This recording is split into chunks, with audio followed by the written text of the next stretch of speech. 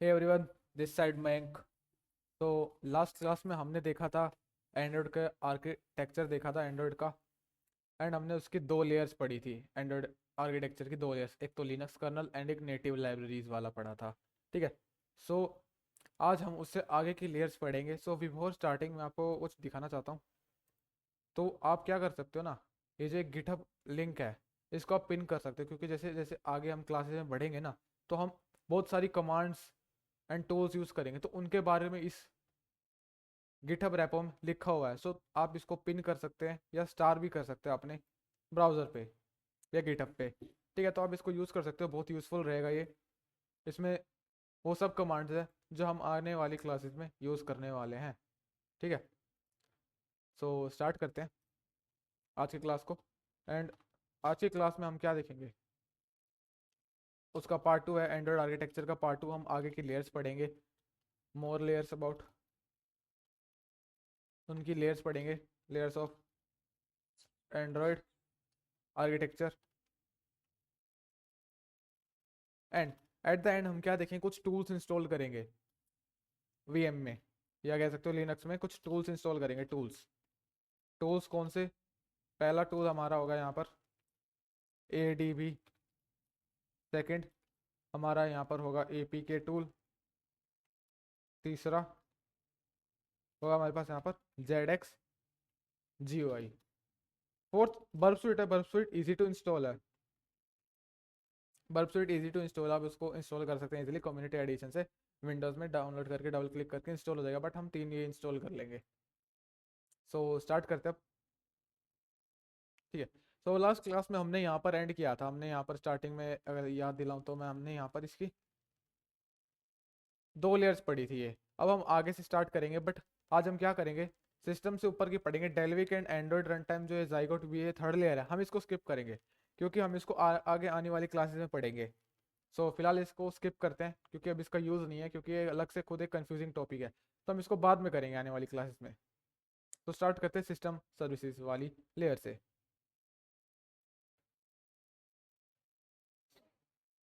ठीक है। सो हमने यहाँ पर एंड किया था लास्ट क्लास में, जो इनिट प्रोसेस होती है वो एक यूजर स्पेस को बनाती है स्टार्टिंग में बूट प्रोसेस में। अब आगे करते हैं। अब इसकी प्रॉपर्टी सर्विस के बारे में बात करते हैं। प्रॉपर्टी सर्विस की, when an Android device boots up, जब एंड्रॉइड डिवाइस बूट होता है, the Linux kernel is the first to load and immediately after that the first user space process that start is called init. जैसे ही हमारा system boot होता है Android का, जैसे ही हमारे लिए एक यूजर स्पेस बना दिया जाता है, और उस यूजर स्पेस को बनाने की प्रोसेस को इनिट कहते हैं, as I said in last class. Inside this init process lies an important hidden component property service. अब जो init प्रोसेस है उसके अंदर एक हिडन कंपोनेंट होता है, the silent engine powering Android system configuration. एक साइलेंट इंजन होता है जो पावर करता है init को, एक प्रॉपर्टी सर्विस है। सेकंड पॉइंट पे आता है, the property service creates a special memory mapped key value table that store critical Android system configuration. एक मेमोरी मैप्ड की वैल्यू होती है टेबल, वो स्टोर करती है क्रिटिकल एंड्रॉइड सिस्टम कॉन्फ़िगरेशन। एक कॉन्फ़िगरेशन स्टोर करती है एंड्रॉइड सिस्टम के क्रिटिकल लेवल के, मतलब बहुत इंपॉर्टेंट सिस्टम कॉन्फ़िगरेशन स्टोर करके रखती है memory mapped key value table में।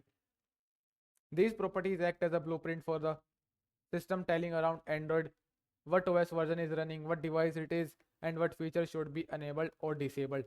अभी डिसाइड करती है, एक ब्लूप्रिंट होता है इसके पास कि एंड्रॉइड को बताती है कि क्या ओएस चल रहा है, गॉट इट, एंड कौन सा डिवाइस है, अब उस पर कौन से फीचर एनेबल करने हैं और कौन से एनेबल नहीं करने, ये डिसाइड करती है प्रोसेस।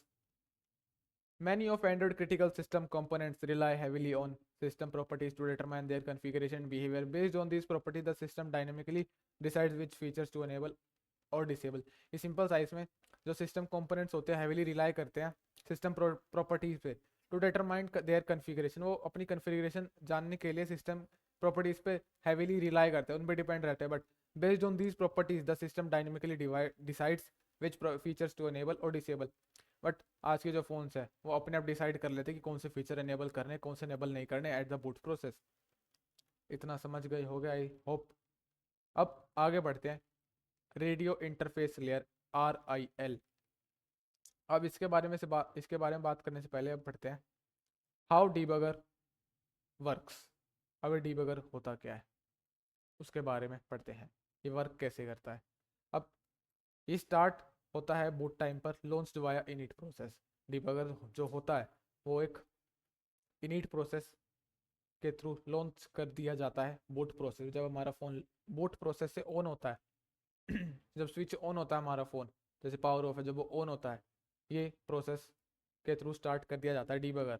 अब on startup connect to Android logging system and opens an special abstract name space socket for inter process communication IPC. IPC यानी बाइंडर, एक बाइंडर चालू कर दिया जाता है, ओपन कर देता है एक special abstract name space socket for IPC. एक आईपीसी कम्युनिकेशन के लिए एक special abstract name space socket चालू कर देता है ऑन स्टार्टअप, जो लॉगिंग सिस्टम में काम आता है, एंड्रॉइड लॉगिंग सिस्टम में।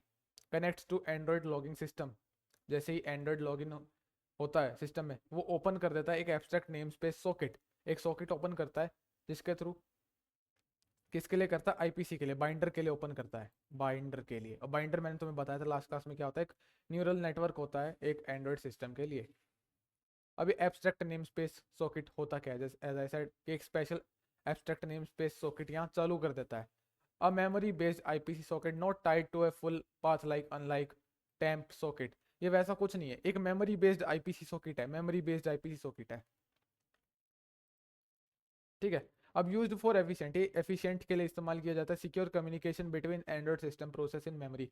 अब जैसा कि यहाँ का memory based IPC socket, IPC inter process communication के लिए यूज किया जाता है, बाइंडर के लिए मेमोरी बेस्ड बाइंडर है, सॉकेट है, बाइंडर कह सकते हो सिंपल शब्दों में समझने के लिए, कम्युनिकेशन के लिए। अब ये एक पाथ वगैरह के लिए नहीं होता सिंपल, जैसे कि ये कुछ होते हैं ना टैम्प के अंदर पास सॉकेट, ऐसे कुछ नहीं है इसमें। अब ये एफिशिएंट के लिए यूज़ किया जाता है, एफिशिएंसी के लिए यूज़ किया जाता है secure communication between Android system process in memory, जो हमारे मोबाइल डिवाइसेज में मेमोरी होती है उसके लिए सिक्योर कम्युनिकेशन एस्टेब्लिश करता है एफिशिएंट वे में। Every native program in Android is loaded via system bin linker 32 bit. अब जो सिस्टम के अंदर नेटिव प्रोग्राम होता है, नेटिव मैंने तुम्हें बताया था क्या होता है लास्ट क्लास में, ठीक है। अब लोडेड हो जाता है इस पाथ के थ्रू, या जो 64 बिट वाला है या 32 बिट वाला है उन डिवाइसेस के लिए, या एक नेटिव प्रोग्राम रन कर दिया जाता है या लोड कर दिया जाता है। The linker install signal handlers to catch crash related signal. अगर इन केस बूट टाइम पर अगर सिस्टम में क्रैश आता है तो ये उसको हैंडल करता है based on device architecture 32 bit या 64 बिट। एक नेटिव पास लोड करा दिया जाता है, अगर इस डिवाइस में कोई क्रैश आता है तो ये उसको हैंडल करता है, उनके सिग्नल्स को हैंडल करता है, क्रैश सिग्नल्स को बेसिकली हैंडल करेगा लिंकर। जो लिंकर होता है हमारा सिग्नल हैंडलर्स इंस्टॉल करता है सिस्टम में, जिसके थ्रू हम क्या कर सकते हैं, क्रैश रिलेटेड सिग्नल्स कैच कर सकते हैं। यानी अगर सिस्टम में कई क्रैश आता है, कोई ऐप क्रैश होता है, कोई एप्लीकेशन क्रैश होती है, तो उसको डिटेक्ट करने के लिए ये यूज़ किया जाता है सिग्नल हैंडलर्स। और ये किसके थ्रू इंस्टॉल किया जाता है, लिंकर के थ्रू। अब थर्ड पॉइंट पे आते हैं, signal handlers are call back function invoked automatically when a signal is received, they forward crash details to debugger. जैसे इन केस कोई एप्लीकेशन क्रैश होती है, लेट्स से कि उबर एप्लीकेशन है, वो चलाते चलाते क्रैश हो गई। अब जैसे ही क्रैश हुई तो एक लिंकर क्या करेगा, सिग्नल हैंडलर को भेज देगा। अब जो जहां पर भी क्रैश रिलेटेड सिग्नल्स मिले हैं ये उसको हैंडल करके डीबगर को भेज देगा, समझ गए, डीबगर को भेज देगा। अब ये सिग्नल हैंडलर काम कैसे करता है, अब इसके पढ़ते हैं इसकी प्रोसेस को। लेट्स से कि आपका मोबाइल डिवाइस है, ठीक है, ये मोबाइल डिवाइस है। अब लेट्स से आप ये एप्लीकेशन रन कर रहे थे, इंस्टाग्राम रन कर रहे थे, टेलीग्राम रन कर रहे थे, लेट्स से कि चलाते चलाते क्रैश हो गया, ये क्रैश हो गया। अब जैसे ही क्रैश हुआ ओएस को पता चला भाई एप्लीकेशन कोई क्रैश हुई है, सिस्टम कर्नल लिनक्स कर्नल को पता चल गया कि एप्लीकेशन कोई क्रैश हुई है। अब जैसे ही क्रैश हुई सिग्नल हैंडलर एक्टिवेट होगा, इसका नाम है डीबगर सिग्नल हैंडलर, ये नाम है, लिंकर के थ्रू इंस्टॉल कराया जाता है ये वाला, ये इसका फंक्शन है और ये इंस्टॉल किया जाता है लिंकर के थ्रू सिस्टम में। अब जो डीबगर सॉकेट नेम है, जो भी सॉकेट में क्रैश आया है वो इसको भेज देगा डीबगर डेमंस में, डेमंस में भेज देगा और उसकी एक रिपोर्ट जनरेट होकर इसको लॉग्स में लगा देगा, सिस्टम के लॉग्स में मेंटेन कर देगा उस रिपोर्ट को कि हमारा यूज़र एक्सपीरियंस ख़राब ना हो, यूज़र का एक्सपीरियंस ख़राब ना, टॉप प्रायोरिटी है यूज़र एक्सपीरियंस स्मूथ इंटरफेस, वो ख़राब ना हो। तो इस तरीके से क्रैश को हैंडल किया जाता है। अगर कोई सिस्टम एप्लीकेशन में क्रैश आता है तो क्रैश पूरा कंप्लीट होने से पहले उसको हैंडल कर दिया जाता है। अब ये जो डीबगर है काम कैसे करता है, जस्ट एज आई सेड कि ये काम कैसे करता है, ठीक है। ये इसका एक सिंपल सा डायग्राम था, हाउ डिबगर वर्क्स का। ये एक सिंपल सा डायग्राम था कि ये कैसे काम करता है। अब मैंने तुम्हें बताया कि व्हाट आर नेटिव डीमंस। मैंने यहाँ पर बात करी है डेमंस की, डिबगर डेमंस, या ऊपर कहीं का होगा native daemons, I think so, I think no, मैंने नहीं कहा। अब बात करते हैं नेटिव डीमंस। डेमंस होते क्या हैं? अब daemons are background processes that run continuously to support essential system functions. Daemons क्या होते हैं? बैकग्राउंड सिस्टम में काम करते हैं।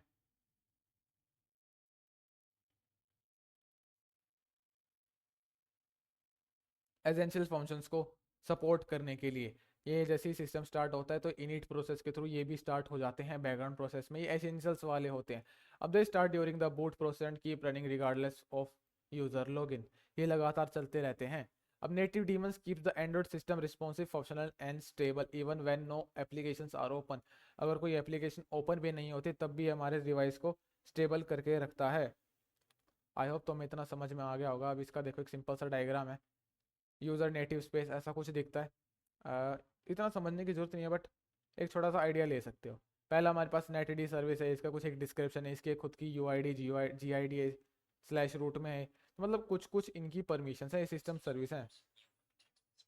ये कुछ एक सिस्टम सर्विसेज हैं जो यूज़र स्पेस है, नेटिव सर्विसेज, यूज़र स्पेस की नेटिव सर्विसेज हैं ये, जो इसमें काम करती है बैकग्राउंड सिस्टम पे। बैकग्राउंड में जो काम करती है कुछ सर्विसेज हैं ये, डी बस डेमन, गॉट इट। ये कुछ एक सर्विसेज हैं जो बैकग्राउंड में काम करती है। अब बात करते हैं, ये सिस्टम सर्विसेज का मैंने बताया था लास्ट क्लास में। मैंने तुम्हें शायद से सिस्टम सर्विसेज का बताया था एंड कोर सर्विसेज का भी बताया था, आई थिंक बताया था। देखो यार, vendor specific and system libraries बताया था। वही चीज़ की बात हो रही है यहाँ पर भी, सिस्टम सर्विसेज जो बैकग्राउंड में चलती है।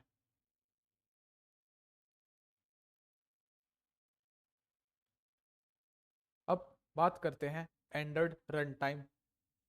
एंड्रॉइड आर्किटेक्चर में जावा रन टाइम लाइब्रेरीज, जावा रन टाइम लाइब्रेरीज। अब मैंने तुम्हें बताना भूल गया कि ये यहाँ पर एक टॉपिक था, आर आई एल। अब आर आई एल क्या होता है? रेडियो, यानी कम्युनिकेशन के लिए जो तुम्हारे डिवाइस में सिग्नल्स ट्रांसफर होते हैं ना, ऑडियो वीडियो के लिए, या जो तुम सिग्नल्स रेडियो यूज़ करते हो, ये उसमें यूज़ होता है are I L, radio interface layer. Radio से नाम से पता चल गया कि सिग्नल्स के लिए यूज़ किया जाता है ये।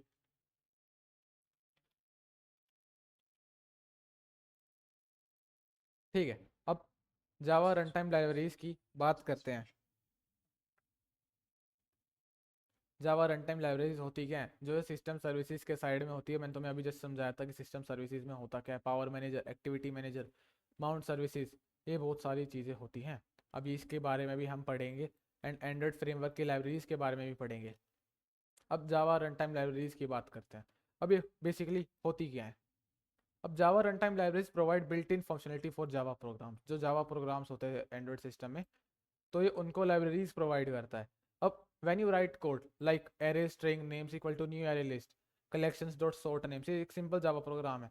These classes array list come from Java run time library. जो ये क्लासेस हैं ये जावा रन टाइम लाइब्रेरी से आती हैं। अब इन लाइब्रेरीज में इंक्लूड क्या रहता है? जावा स्टार, यानी यहाँ पर कोई भी पैकेज का नाम हो सकता है। यहाँ पर स्टार रिप्रेजेंट्स कोई भी पैकेज का नाम, एनी पैकेज, एनी पैकेज, ठीक है। Java X O R G dot star, मतलब ये पैकेजेस हैं सारे, यहाँ पर कोई भी नाम आ सकता है जो जावा रन टाइम लाइब्रेरीज में यूज़ किया जाता है। अब they are used by Java virtual machine to run your code. JVM के थ्रू यूज़ किया जाता है जो हमारी एंड्रॉयड मशीन को चलाता है उसमें, तो ये जावा वर्चुअल मशीन में यूज़ किया जाता है। अब ये इतनी डिफरेंट किया है, why are Java libraries different in Android. जो जावा लाइब्रेरीज हैं वो एंड्रॉयड में डिफरेंट की होती है। Android is not a standard Java platform. जो एंड्रॉइड है हमारा, एज यू नो कि सिंपल जावा प्लेटफॉर्म नहीं है। It does not use Oracle, JVM और ओपन जेडीके डायरेक्टली, मतलब ऐसे ही कुछ भी यूज़ नहीं करता, ठीक है। उसके लिए खुद का एक सिस्टम बना रखा है। Instead Android has its own Java library. इसके लिए भी खुद की कस्टम जावा लाइब्रेरीज बना रखी, इंप्लीमेंटेशन कर रखे जावा लाइब्रेरी की, initially based on Apache harmony.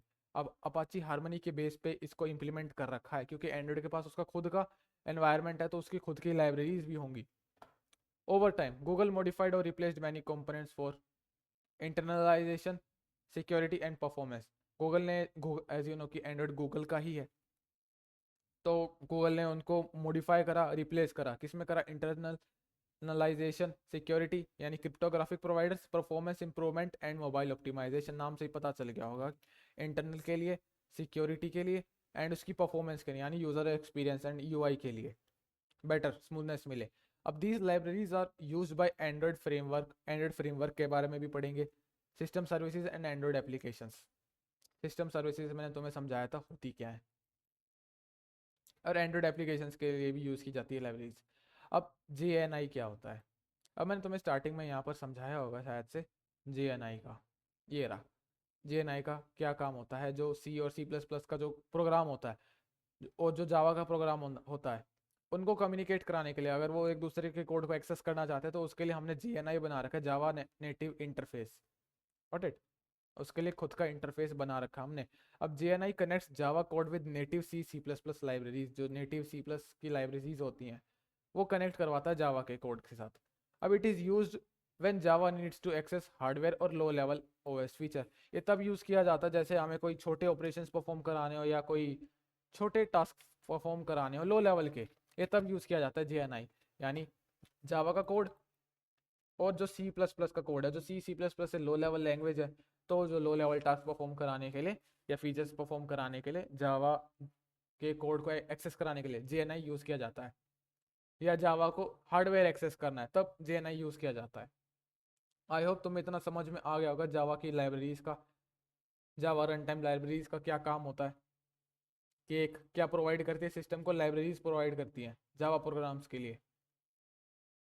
अब बात करते हैं सिस्टम सर्विसेज की। मैंने तुम्हें इसके बारे में थोड़ा बताया, बट इसके बारे में अब और बात करते हैं कि है क्या चीज़ ये डेल्विक लेयर के ऊपर आती है या एंड्रॉयड रन टाइम के ऊपर आती है सिस्टम सर्विसेज। इसमें बहुत सारी चीज़ें हैं। तब सिस्टम सर्विसेज होती क्या, एंड्रॉयड की कोर फंक्शनलिटी होती है रन्स थ्रू सिस्टम सर्विसेज, यानी जो भी तुम टास्क परफॉर्म करते हो जो एंड्रॉयड के लिए इनिशियल है, सिस्टम लेवल पे जो चाहिए वो सर्विसेज ये कंट्रोल करता है। जैसे कि ये बैकबोन है सिस्टम लेवल ऑपरेशंस के लिए, एक तरह का बैकबोन ही कह सकते हो ये सिस्टम का। जो ऑपरेशंस होते हैं सिस्टम लेवल के यानी कोर सिस्टम के लिए, उसके लिए एक तरह का बैकबोन है सिस्टम सर्विसेज। तुम सिस्टम सर्विसेज को ना तुम छेड़ सकते ना तुम एक्सेस कर सकते। Handle task like screen, battery, wifi, calling etcetera. जैसे कि ये टास्क हैंडल करता है battery, screen, wifi, calling etcetera, जो तुम यूज़ करते रहते हो जो सिस्टम के लिए इनिशियल भी है सर, तो ये उसको हैंडल करता है। अब started with 79 services, Android 4.4, now 300+। अब ये 79 सर्विसेज के साथ स्टार्ट हुआ था, अब एंड्रॉयड 4.4 वर्जन के साथ अब नाउ 300+ है ये सर्विसेज। पहले 79 से कुछ सर्विसेज होती थी, अब जैसे जैसे वर्जन्स बढ़ते गए अभी 300+ तक हो चुकी हैं सर्विसेज सिस्टम की। सिस्टम सर्विसेज की मैं बात कर रहा हूँ, 300+ है आज के टाइम की बात करूँ तो। अब सिस्टम सर्विसेज करती क्या है, क्वेश्चन तो आया हुआ भाई सिस्टम सर्विसेज है तो भाई इन्होंने बताया कि स्क्रीन, बैटरी वगैरह कंट्रोल करती है, बट ये है क्या चीज़? ये प्रोवाइड करती है core system features like display, screen touch, display and touch screen input, phone calls and SIM management, wifi and mobile data control, battery status and power management, location, GPS network. नाम से पता चल गया होगा कि इसका कितना रोल है सिस्टम सर्विसेज में, जो हम डेली बेसिस पे करते हैं, जैसे कि फ़ोन को टच करके यूज़ करना, उसकी डिस्प्ले को कंट्रोल करना, फ़ोन कॉल्स करते हैं, सिम मैनेजमेंट होती है, मतलब जो सिम हमने इनपुट इंसर्ट कर रखे मोबाइल डिवाइस में उसको मैनेज करता है हर वक्त। हम मोबाइल डेटा यूज़ करते हैं, कभी वाईफाई भी यूज़ करते हैं तो उसको भी मैनेज करता है। अब बैटरी स्टेटस जो हम मोबाइल पे बैटरी का इंडिकेटर आता है उसको भी मैनेज करता है। पावर ऑप्टिमाइजेशन भी करता है। अब लोकेशन अगर हम अनेबल करते हैं तो ये उसको भी मैनेज करेगा, GPS नेटवर्क, दोनों को। अब सिस्टम की जो सर्विसेज होती हैं, services run in the system server process. अब इसका खुद का एक सर्वर प्रोसेस होता है सिस्टम का, जो उसकी सर्विसेज होती है सिस्टम की, उसका खुद का एक अलग नेटवर्क होता है पूरी कम्युनिकेशन के लिए। Most system services are written in Java. अब मोस्ट सिस्टम किस में सर्विसेज जो हैं वो जावा में लिखी हुई है। अब some critical services are in C and C++ native word, जो लो लेवल टास्क परफॉर्म कराने के लिए, और वो क्रिटिकल सर्विसेज भी है वो C and C++ में भी लिखी हुई है। अब इन दोनों की इंटरेक्शन करानी, अब इन दोनों की इंटरेक्शन कराने के लिए यहाँ पर JNI आता है, वो खुद का एक मैकेनिज्म है। ठीक है। अब सर्विसेज एक्सपोज रिमोट इंटरफेसेस। अब ये एक दूसरे को पूरा एक्सेस देती है, रिमोट इंटरफेस पूरा, क्योंकि सिस्टम की बात है तो ये एक दूसरे को पूरा रिमोट इंटरफेस एक्सपोज कर देती हैं, क्रिटिकल वाला। अब apps interact with services via proxy managers, means app don't talk to services directly, they use manager classes.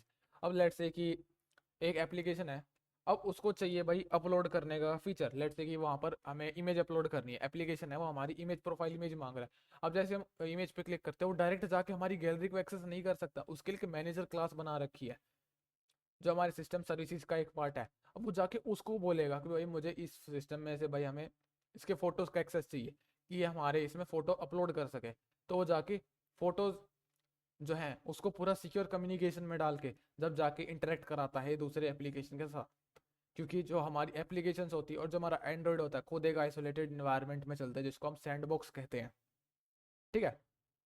अब imagine Android as a huge object oriented running on a Linux engine.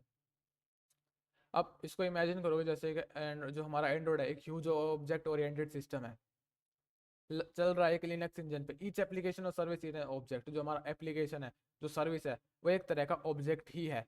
When they need help they just call each other not directly by but using binder. जब भी उनको एक दूसरे की help चाहिए होती है उन सर्विसेज को, यानी लेट्स से कि जैसे कि फिंगरप्रिंट्स का स्कैनर वो थोड़ा सा डैमेज है, अब वो डिटेक्ट नहीं कर रहा, तो वो उसको एरर ना देने के लिए लेट्स से कि एरर आ रही है, एग्जाम्पल मान लेते हैं कि जो हमारा फिंगरप्रिंट स्कैनर वो डिटेक्ट नहीं कर रहा, तो वो सिस्टम की जो सर्विसेज है उसको कम्युनिकेट कराते हैं भाई ये डिटेक्ट नहीं कर रहा इसके फिंगरप्रिंट को, तो क्या दिक्कत है, तो इसको देखते हैं। ये सिंपल सा एग्जांपल की आ रही है, एक्चुअल में तो एग्जांपल मैंने ऐसे ही लिया है।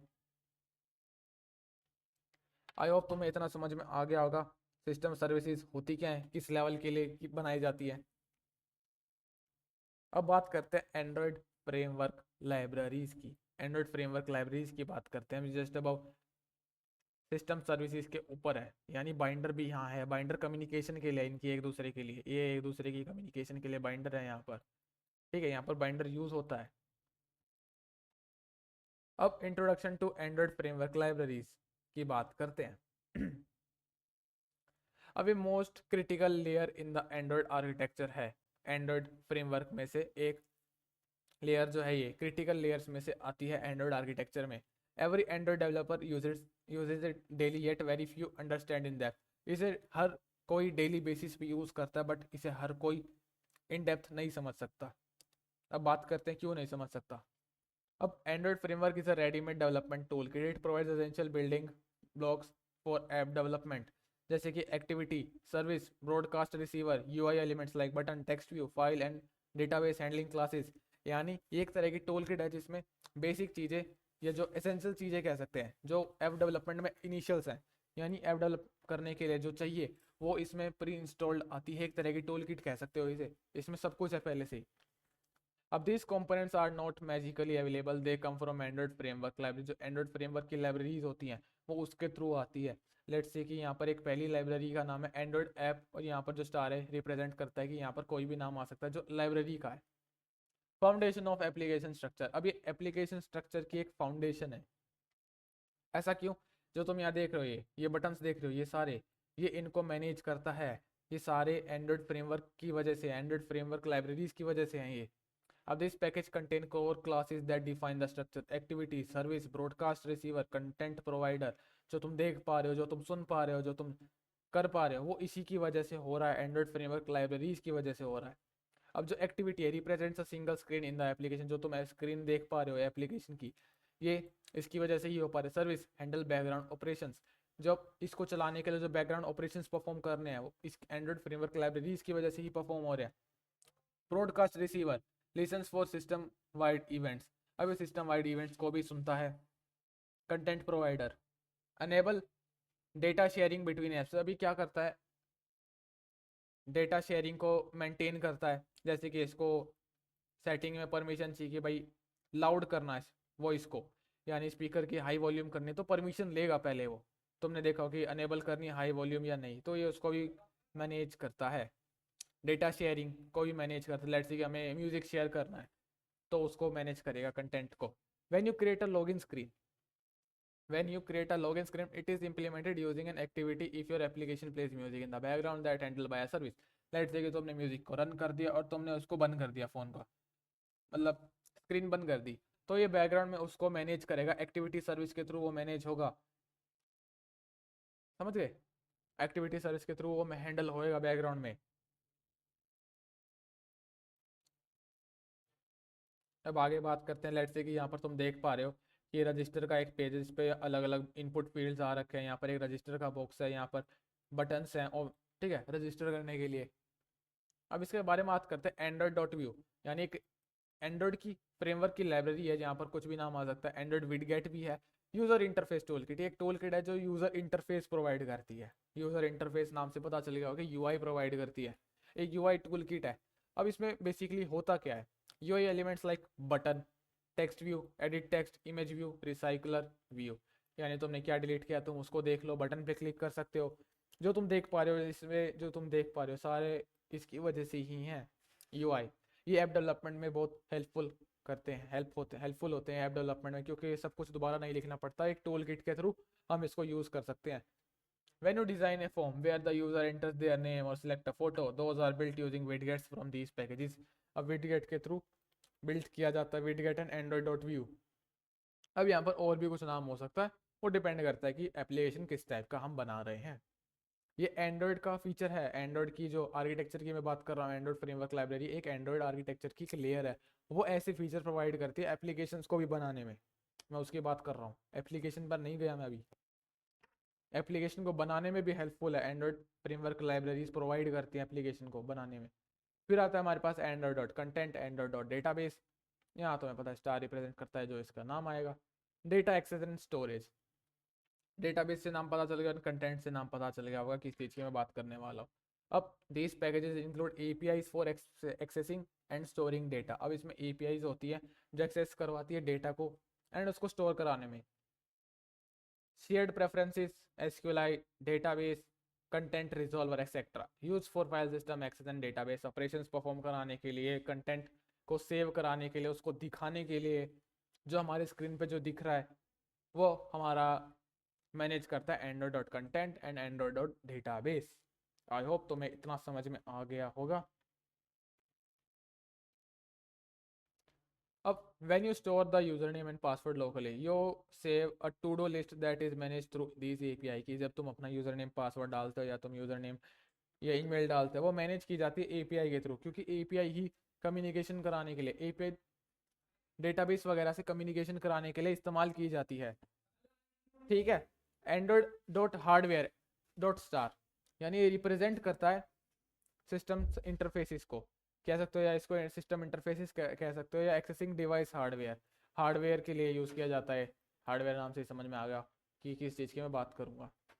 अब these packages provide interfaces to control and use device hardware, tools to access camera, GPS sensor and fingerprint scanner. Let's say कि हमारा एक यूपीआई ऐप है, हमने उस पर लॉक लगा रखा है। अब लॉक लगा दिया एप्लीकेशन पे, अब उसको अनलॉक करने के लिए हार्डवेयर से इंटरेक्शन कराना पड़ेगा। वो एंड्रॉइड फ्रेमवर्क लाइब्रेरी कराते हैं जिसके थ्रू हमारा फिंगरप्रिंट स्कैनर वर्क करता है। उस एप्लीकेशन में भी जीपीएस सेंसर्स को एक्सेस करने के लिए, कैमरा को एक्सेस करने के लिए जो टूल्स हैं उसके लिए पैकेजेस बने हुए होते हैं जो प्रोवाइड करते हैं interfaces to control and use device hardware. Application में अगर हमें कोई डिवाइस का हार्डवेयर यूज़ करना है तो एंड्रॉयड डॉट हार्डवेयर की लाइब्रेरी यूज़ होती है। When your application fetches a user location or turn the flashlight on or off, it uses classes from these packages। जैसे कि हम मोबाइल डिवाइस की यूज़ करते, मोबाइल डिवाइस में टॉर्च को ऑन ऑफ करते हैं, तो ये उस उनको मैनेज करने के लिए क्लासेस यूज़ करता है इन पैकेजेस की, एंड्रॉयड डॉट हार्डवेयर की। जो तुम देख रहे हो, जो तुम्हारे स्क्रीन पे एलिमेंट्स आ रहे हैं, बटन्स आ रहे हैं, वो एंड्रॉयड फ्रेमवर्क लाइब्रेरीज की वजह से ही आ रहे हैं। आई होप तुम्हें एंड्रॉयड फ्रेमवर्क लाइब्रेरीज तुम्हें समझ में आ गया होगा। अब बात करते हैं एप्लीकेशन लेयर की, जहाँ हमारे एप्लीकेशंस इंस्टॉल होते हैं, जिसके ऊपर दो आते हैं, system apps end user installed apps. तुम्हें नाम से ही पता चल गया होगा कि ये क्या चीज़ है, सिस्टम एप्स और यूज़र इंस्टॉल्ड एप्स। अब एंड्रॉयड एप्लीकेशंस की पहले बात कर लेते हैं, एप्लीकेशंस होते क्या एंड्रॉयड के। अब applications are the top most layer of Android architecture, यानी ये टॉप मोस्ट लेयर है एंड्रॉयड आर्किटेक्चर की। नीचे से स्टार्ट करता 1 2 3 4, ये 5th लेयर है। अब these are the programs user directly interact with, means every applications a user interact with like messaging, camera, email, it's part of this layer। यानी वो इंटरफेस जो यूज़र एक्सेस करता है। यूज़र डायरेक्टली इन लेयर्स को access नहीं कर सकता, user इनको एक्सेस कर ही नहीं सकता किसी भी तरीके से। यूज़र की मैं बात कर रहा हूँ। अब यहाँ पर यूज़र सिर्फ एप्लीकेशन लेयर को ही एक्सेस कर सकता है, जिसमें हमारे सिस्टम ऐप्स आते हैं और यूज़र इंस्टॉल्ड ऐप्स आते हैं। अब they depend on Android framework. जो एप्लीकेशंस होते हैं ये वाले, ये इस पर डिपेंड करते हैं, एंड्रॉइड फ्रेमवर्क लाइब्रेरीज पे डिपेंड करते हैं, which provide essential building blocks. Like मैंने तुम्हें बताया कि एंड्रॉइड एप्लीकेशन को एक बिल्डिंग ब्लॉक प्रोवाइड करता है, जिसको activity service UI like button text view file database handling classes provide करता है। All applications fall into two groups, जैसा आई सेड कि यहाँ पर system apps and user installed apps आते हैं। सिस्टम एप्स यानी preloaded applications installed during OS installation, जो ऐसे एप्लीकेशन जो मैन्युफैक्चरिंग के टाइम पर ही इंस्टॉल करा दिए गए थे मैन्युफैक्चरर के द्वारा। अब जो user installed application let's say कि फेसबुक, इंस्टाग्राम, उबर, जो प्ले स्टोर से इंस्टॉल किए जाते हैं, जो यूजर इंस्टॉल करता है, साइड लोडेड एपीकेस। अब एपीके की फुल फॉर्म होती है advance package kit. System applications के बारे में बात करते हैं। अब ये होती क्या है, जैसे कि प्री इंस्टॉल्ड तो होती हैं ये। अब system apps are integrated during the OS build process by device manufacturer, जैसा कि मैंने तुम्हें बताया। अब they are stored in the read only system partition. ये सिर्फ हम इन्हें रीड कर सकते हैं या इन्हें अपडेट कर सकते हैं, इन्हें मॉडिफाई नहीं कर सकते, ना इन्हें अनइंस्टॉल कर सकते। नॉर्मल यूजर इन्हें मॉडिफाई नहीं कर सकता, ना इन्हें अनइंस्टॉल कर सकता। ठीक है। अब ये जो एप्स होती है सिस्टम की, रन विद हायर प्रिविलेजेस, इनके बाद बहुत ज़्यादा प्रिविलेजेस होती हैं। एक्सेस सेंसिटिव सिस्टम कंपोनेंट, जो सिस्टम के जो सर्विस एप्लीकेशंस होते हैं वो एक्सेस करते हैं सिस्टम के सेंसिटिव कंपोनेंट्स को। अब ये हमेशा क्या होता है, कोर ओएस का पार्ट होता है, जैसे कि सेटिंग्स एंड सिस्टम यूआई का ये पार्ट होते हैं एप्लीकेशंस, तो सिस्टम के होते हैं। अब सिस्टम एप्लीकेशंस की बात करते हैं, एग्जांपल्स देखते हैं। जैसे कि कोर सिस्टम की बात करते हैं पहला, एंड दूसरा OEM प्री इंस्टॉल्ड एप्स। पहला आता है हमारे पास कोर सिस्टम एप्स, दूसरा आता है सिस्टम एप्स में OEM प्री इंस्टॉल्ड एप्स। अब कोर सिस्टम एप्स की बात करते हैं, इसमें क्या है, crucial for Android to function. ये वो एप्लीकेशन जो एंड्रॉयड को चलाने के लिए हेल्पफुल होते हैं, क्रूशियल होते हैं, जैसे कि settings, system UI, phone dialer, package manager. ये सिस्टम के applications, core system applications manage करते हैं। फिर OEM प्री इंस्टॉल्ड एप्स की बात करते हैं, तो इसमें क्या आता है, added by brands like Samsung, Xiaomi, जैसे कि ईमेल, ब्राउज़र, म्यूजिक, थीम्स। ये एप्लीकेशन इंस्टॉल हो जाती हैं OEM। अगर मैं तुम्हें बताऊं OEM होता क्या है, OEM simple, original equipment manufacturer. ये OEM होता है ओरिजिनल इक्विपमेंट मैन्युफैक्चरर, जो कि मैन्युफैक्चरिंग के टाइम पर ये एप्लीकेशन इंस्टॉल करा दिए गए थे। Music, themes, origin, email, browser वगैरह एप्लीकेशन इंस्टॉल करा दिए जाते हैं।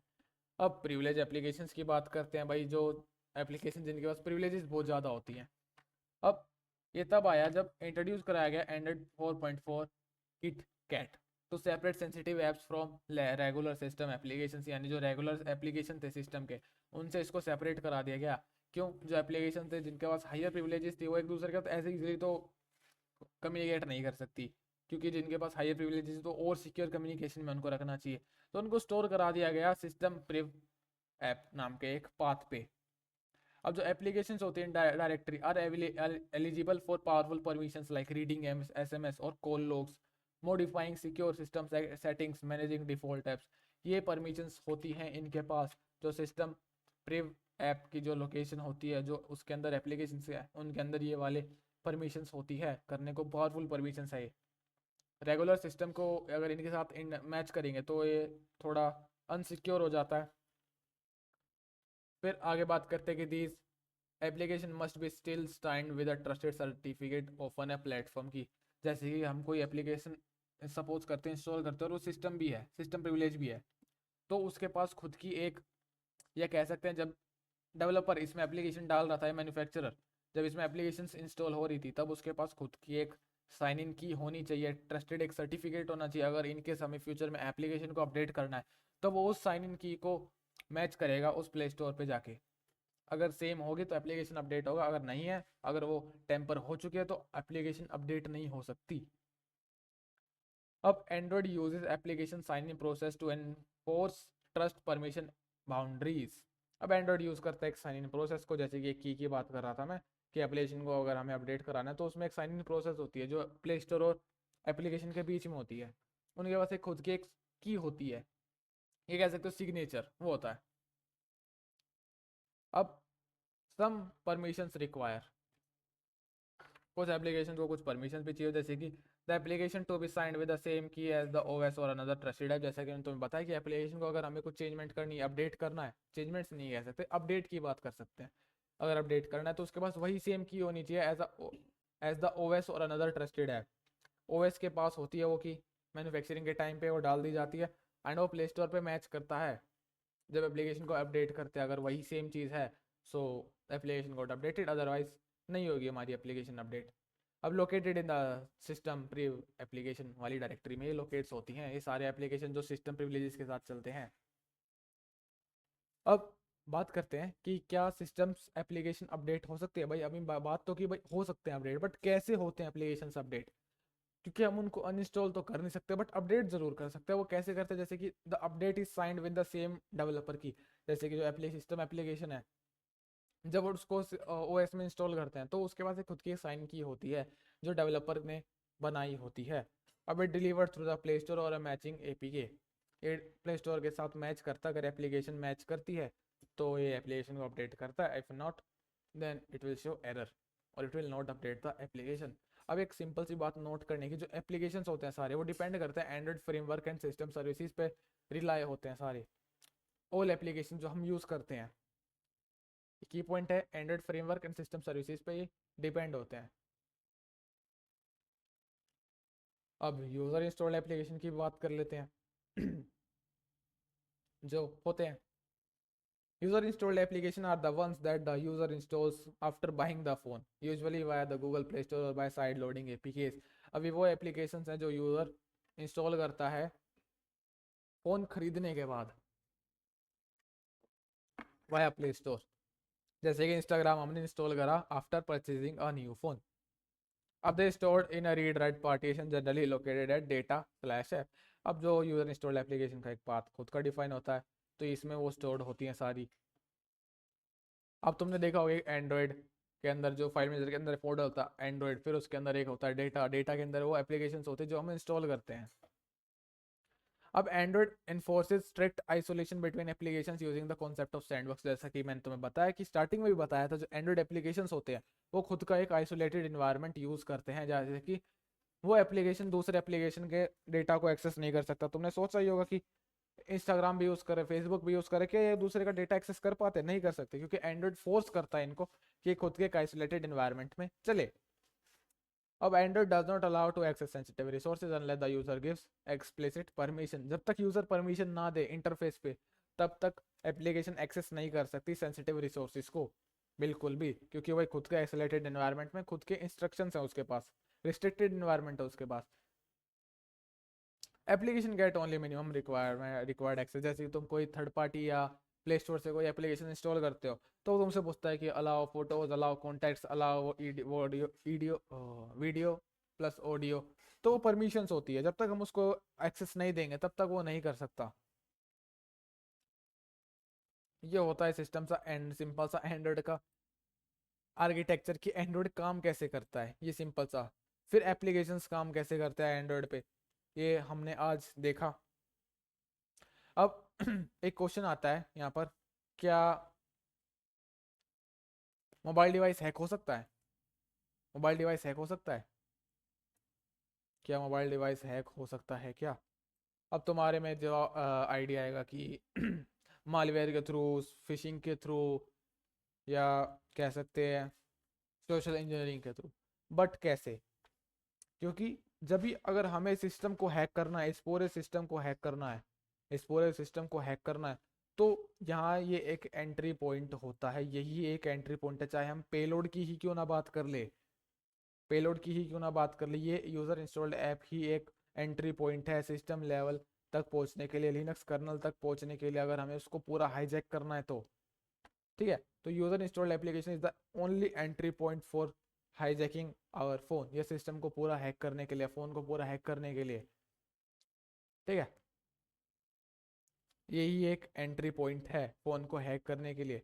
अगर तुम्हारे दिमाग में और कोई दूसरा आता है तो tell me in the comment section. I hope तुम्हें इतना समझ में आ गया होगा जितना मैंने तुम्हें बताया था। ये सारा एंड्रॉयड का आर्किटेक्चर था और ये पार्ट 2 यहाँ पर ख़त्म होता है सिंपल सा।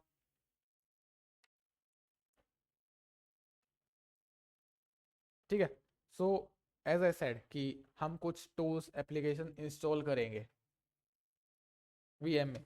इसको तुम रिवाइज करना, सिंपल आर्किटेक्चर है कि कैसे क्या प्रोसेस करता है एंड्रॉयड। ठीक है। तो अब हम आगे बढ़ते हैं वर्चुअल ओरेकल बॉक्स में। हमने एप्लीकेशन को पढ़ा क्या कुछ होता है। अब हम क्या करेंगे नेक्स्ट क्लास में, इसको हटाते हैं यहाँ पर एक बार के लिए। नेक्स्ट क्लास में हम क्या करेंगे, जो हमारा एमुलेटर है, एंड हमारा जो वीएम है, वीएम के अंदर जो हमारा लिनक्स है, हम उन दोनों के बीच में, जो वीएम के अंदर लिनक्स है जो तुम यूज़ करते हो, मैं तो यहाँ काली लिनक्स यूज़ करता हूँ, इन केस मैं यहाँ काली लिनक्स यूज़ करता हूँ। हम क्या करेंगे, प्रोसेस सेम ही रहेगा। हम क्या करेंगे, इन दोनों के बीच में कनेक्शन एस्टेब्लिश करेंगे कि एक दूसरे को कम्युनिकेट कर पाए, यानी एंड्रॉयड कम्युनिकेट कर पाए हमारे काली लिनक्स को। ये हम एस्टेब्लिश करेंगे कनेक्शन नेक्स्ट क्लास में। एंड कैसे एस्टेब्लिश होता है, क्या पूरी प्रोसेस होती है, हम पूरी उस प्रोसेस को समझेंगे नेक्स्ट क्लास में। स्टार्ट करते हैं अब इसको यहाँ।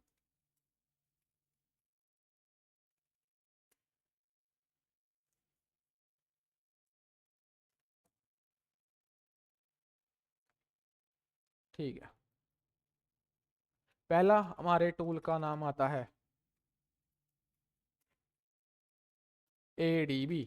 ADB हमारे टूल का नाम है। अगर मैं इसको APT रिमूव ADB करता हूँ, ये इसको मैं यहाँ से हटा भी दूँ, लेट्स से मैंने इसको हटा दिया,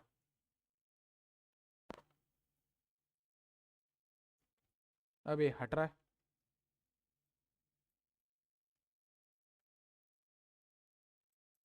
इसको क्लियर करते हैं और मैं इसको यहाँ पर APT इंस्टॉल ADB, यहाँ पर ऐसे इंस्टॉल हो जाएगा। ये इसको अपन इंस्टॉल कर लेंगे। सेम प्रोसेस रहेगी ADB के साथ, APK टूल के साथ, सेम प्रोसेस इसके साथ रहेगी। एंड सेम विद किसके साथ, ZX के साथ। ये इसको अगर मैं APT रिमूव करता हूँ, ZX अगर मैं इसको रिमूव भी कर दूँ, लेट्स से कि मैंने इसको रिमूव कर दिया, अब मैं इसको इंस्टॉल कर लूँगा, ZX ये ऐसे इंस्टॉल हो जाएगा। इसका एक ग्राफिकल यूज़र इंटरफेस है, यानी अगर हम एप्लीकेशन को इंस्टॉल करेंगे हमारे फ़ोन में तो हम उसको डिकम्पाइल करेंगे, उसके पूरे सोर्स कोड को रीड करेंगे, यानी एप्लीकेशन को रिवर्स करेंगे। जिस तरीके से वो बना है उसको पूरा रिवर्स करके उसको सोर्स कोड को पढ़ेंगे। आने वाली क्लासेस में वो पूरा सीखेंगे। जैसे कि यहाँ पर अब इंस्टॉल हो चुका है ZX-GUI। अभी देखो स्टार्ट हो जाएगा यहाँ पर कुछ सेकंड्स में, स्टार्ट हो रहा है यहाँ पर। अभी देखो यहाँ पर स्टार्ट हो चुका है। अब यहाँ पर हम क्या करेंगे, एप्लीकेशन को लाएंगे, जो हम पुल करेंगे बेसिकली, जो हमारा एप्लीकेशन होगा एंड्रॉयड में, या कह सकते हैं जो हमारा एप्लीकेशन का नाम है, लेट्स से हमारा एप्लीकेशन का नाम है उबर। तो हम उसको क्या करेंगे, ADB के थ्रू उसको करेंगे, पुल करेंगे एंड उसके पूरे सोर्स कोड को एक्सट्रैक्ट करके या डिकम्पाइल करके उसको ZX में देखेंगे। एंड ZX में उसको पूरा, ZX-GUI में उसको पूरा रीड करेंगे मैनुअली। एंड हर एक चीज़ को टेस्ट करेंगे। आने वाली क्लासेस में हम ये पूरा सीखेंगे। बट नेक्स्ट क्लास में हम एक दूसरे के बीच में कनेक्शन एस्टेब्लिश करेंगे एंड्रॉयड और काले लिनक्स में, या जो तुम OS यूज़ करते हो। एंड बर्ब स्वीट की बात रही, मैं यहाँ पर प्रोफेशनल एडिशन यूज़ करता हूँ बर्ब स्वीट का 2025 का। ये मैंने प्री इंस्टॉल करा। इफ़ यू वांट इसकी मैं इंस्टॉलेशन वीडियो अपलोड कर दूँ तो सो कमेंट, तो मैं डाल दूंगा। इसकी इंस्टॉलेशन वीडियो कम्प्लीटली फ्री है, मैंने इसको यहाँ इंस्टॉल कर रखा है 2025। तो एक ये टूल है जो तुम यूज़ कर सकते हो। सो आज के लिए इतना ही, सिंपल सा था लेक्चर, एंड्रॉयड आर्किटेक्चर का पार्ट 2 था ये। तो मिलते हैं नेक्स्ट क्लास में नए टॉपिक के साथ, तब तक के लिए सीखते रहिए। बाय।